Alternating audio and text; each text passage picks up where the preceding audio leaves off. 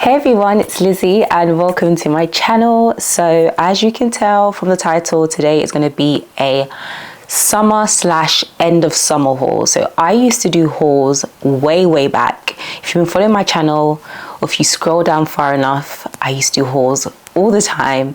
I don't do them as often now, but I think it's because I kind of stick to what I know. If I like it, I stick to it. I don't switch it up. But I have picked up some semi kind of new items to me, and then also some restocks as well. But I'm sure you all know, sort of as you get older, you kind of just, if it works for you, stick to it. If it ain't broke, don't fix it, essentially. Now, depending on which country you're watching this from, technically this is like the start of summer in the UK, but I know in the US everyone's kind of going back to school, whereas in the UK kids start going back to school in September. So I'm gonna title this as like summer / end of summer haul. So just in case you're confused if I'm saying a summer haul but you're like, girl, it's back to school, like summer's over. Technically in the UK summer's just started. So without further ado, I'm going to kind of go through all the products. As always, products will be listed in the description box down below, as well as links to where you can purchase them. Let me know if you want me to do a review of some sort. I don't really do reviews on makeup anymore. I used to do that way back. I think my channel has obviously shifted more towards fragrances, but if you want me to do like a get ready with me, let me know. I'm happy to, you know, switch it up.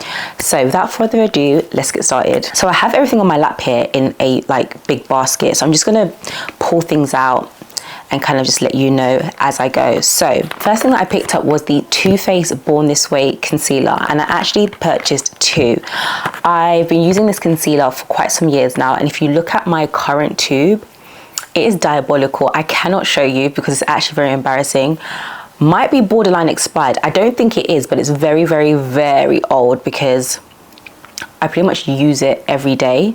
Maybe not old, but it's definitely coming towards the end of its lifespan. There's barely any product left. Half of the writing on the bottle is written off, has come off. So I was definitely in need of restocking. And like I said, I love this concealer. So I got this in two shades, which is Chestnut and Butterscotch.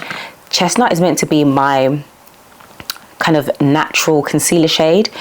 I would say it's a bit lighter than my actual skin tone, to be fair. And then Butterscotch is my highlighting shade. And this is the first time I've tried Butterscotch. I didn't go into the store. I ordered this off of online. So I had no idea how the shade would work. I just kind of looked online, went on TikTok, and I was like, okay, kind of makes sense.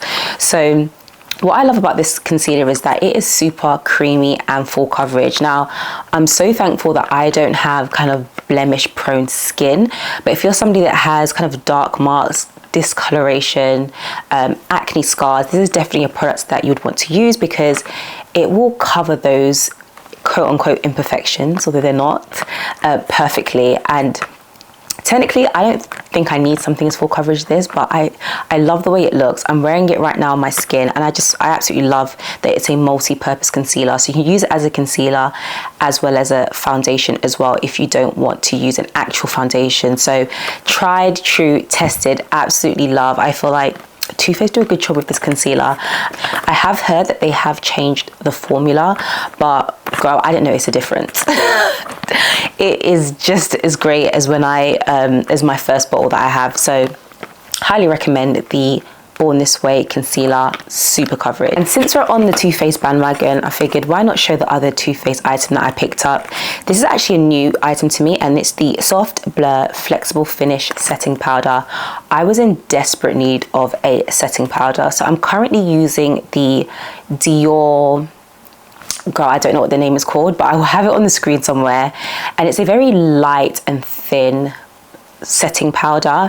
It also has a slight sheen to it. Now, I have combination skin, and so typically that's not really a setting powder that you would go for, but I kind of am embracing the glow, you know. But nevertheless, I decided to try the Too Faced one just because I feel like with the Dior, it doesn't really give that much coverage. It's great for the days where I just want to wear concealer and just want to set it really quickly, but I wanted something with a bit more coverage. And then I came across this and it had great reviews, so I figured why not. I believe they only had 4 shades, which isn't fantastic. but I'm hoping that for most people the shades will work. I'm assuming if you have a really deep complexion, this deep probably won't be dark enough, but I guess you could use it as your under eye kind of setting powder. But firstly, the packaging.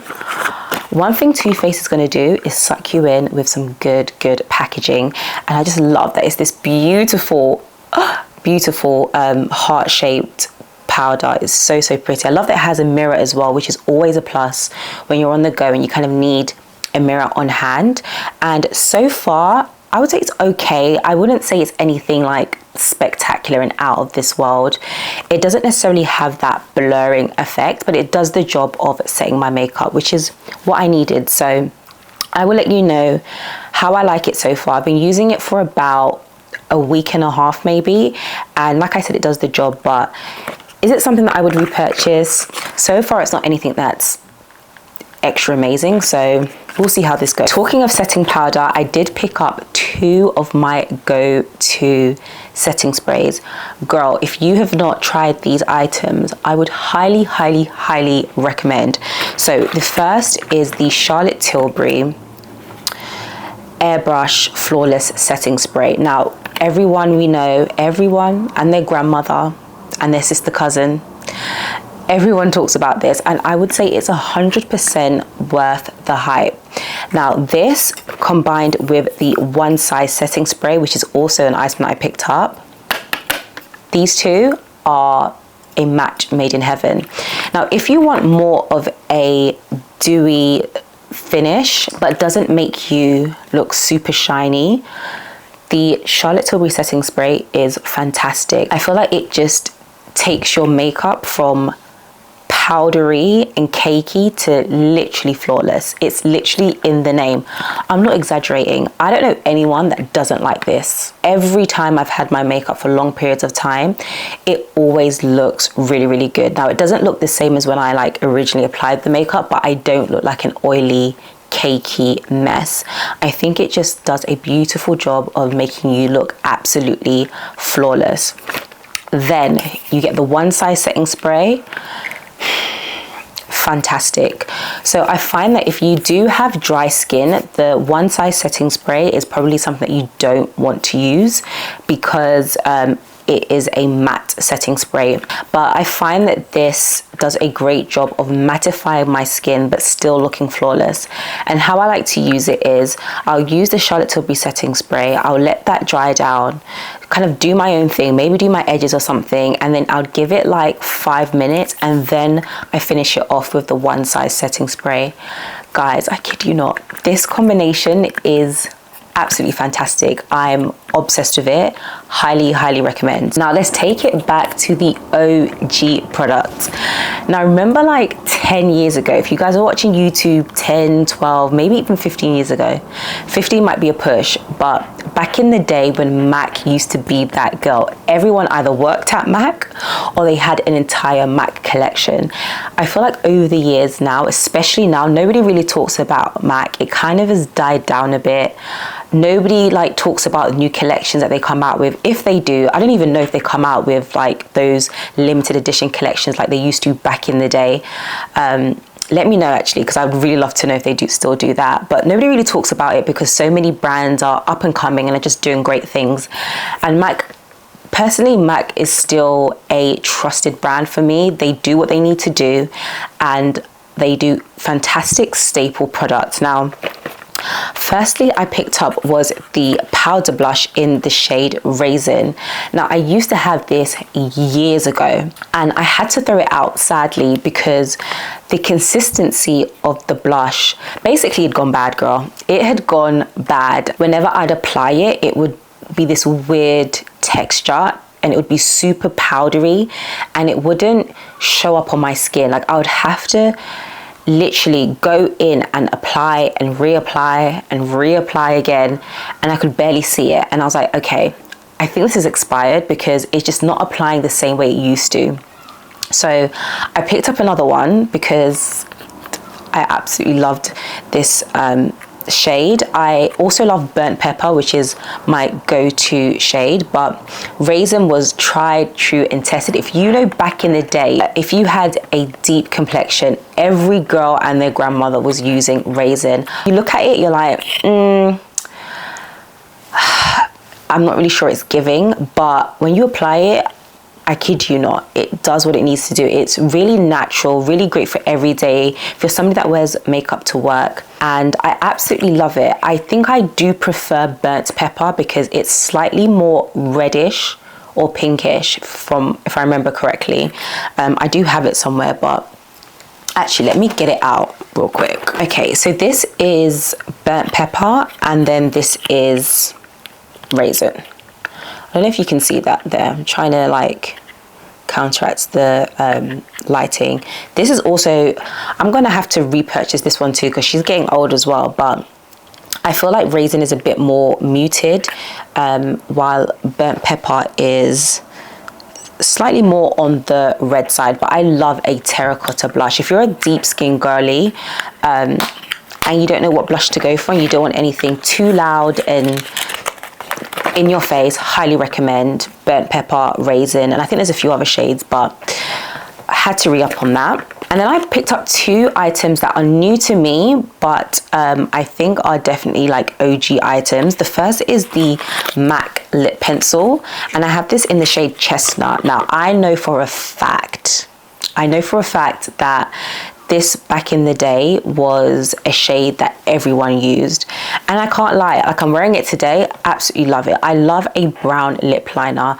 Even when I wear gloss, I have to wear a lip liner. I have fuller lips. If I wear gloss without a lip liner, it just doesn't look right. But this is a shade that can go with everything. It's your true classic deep brown. There's not really much to say about it, to be honest. It does the job. It's great. It's creamy.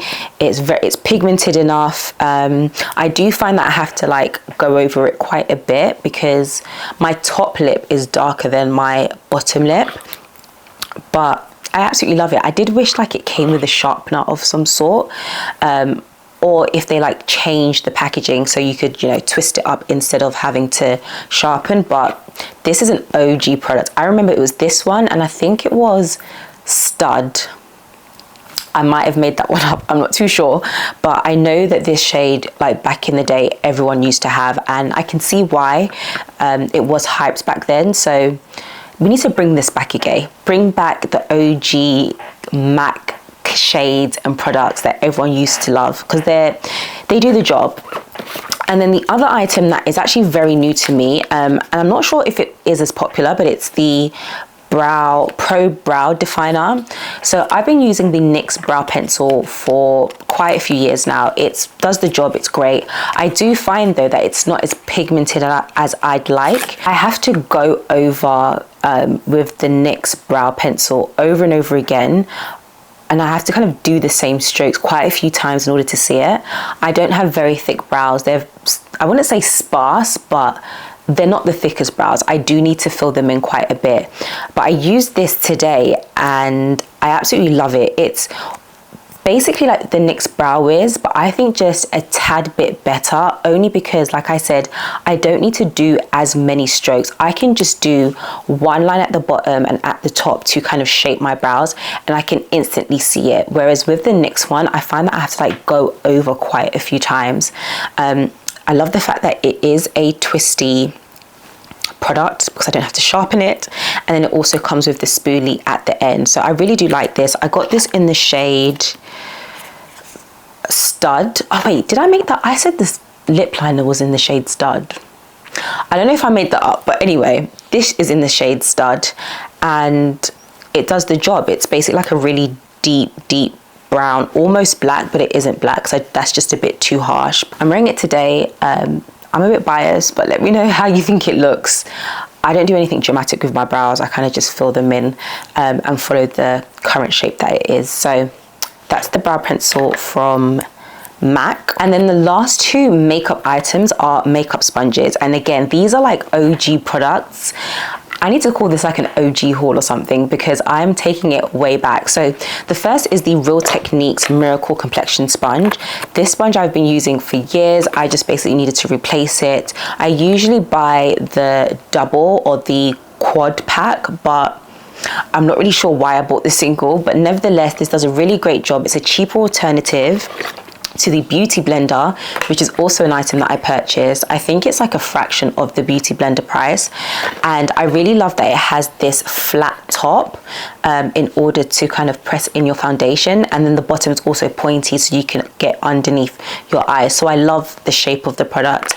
Really inexpensive, and it does the job. I haven't used a brush to do my foundation in quite literally years. I think the only time I'd use a brush is to be honest, never. I won't use a brush unless I somehow forgot this, but I will never forget my beauty sponge because I know that's what I use to do my foundation, and tried, true, tested, absolutely love it. Now, a new item to me. Now, I don't know if this is new to me or if I just haven't used it in years, but the classic beauty blender, I saw it was on sale in Sephora for I think like 40% off. So I figured, okay, why not try it? And I wanted to compare it to the Real Techniques Miracle Sponge. Let me know in the comments if you've tried either of these. Which ones do you prefer? Like I said, the Real Techniques sponge is significantly cheaper than the Beauty Blender. It's crazy how something so small can be so expensive. So I'm hoping it's worth it. I know, again, back in the day when the Beauty Blender came out, everyone was raving about it. I hadn't heard a terrible review. Nowadays, I see people using a lot of other different sponges because so many brands have come out with their version of the beauty blender, but I went for the classic. I saw a black one, I saw these mini ones. They're just coming out with a ton of different sizes and ranges, and they do different things, but I just went for the classic because you can't go wrong with the original. So that's all for makeup, and then I picked up one skincare product. This is just, again, a restock, and to be fair, I already have quite a bit of the current product, but it was on sale, so I was like, okay, I'm going to pick this up. And this is the CosRx Advanced Snail 96 Mucin. Sorry, I kind of like blanked on the name. I was like, this name is much longer than I thought, but yeah, it's the Snail Mucin from CosRx. Love this product. So what's really interesting, it's like this really thick gel-like consistency that's almost quite sticky, and I find that it does a really great job at restoring moisture into my skin. After I cleanse my face, I usually use a rose water toner, and then I go in with this, and I find that it does a really great job at rehydrating my skin. Absolutely love it. Also, what I find that is with the current one that I have open, I use it every single day and it doesn't seem to be going down that much. I don't know if it's me going crazy or if it's psychological, but although it's quite an expensive product, or relatively to be fair, I find that like you get a lot for your money because it doesn't run out very quickly. This just makes my skin look super healthy and just super moisturized. I always just feel like my skin looks absolutely glowy when I wear this.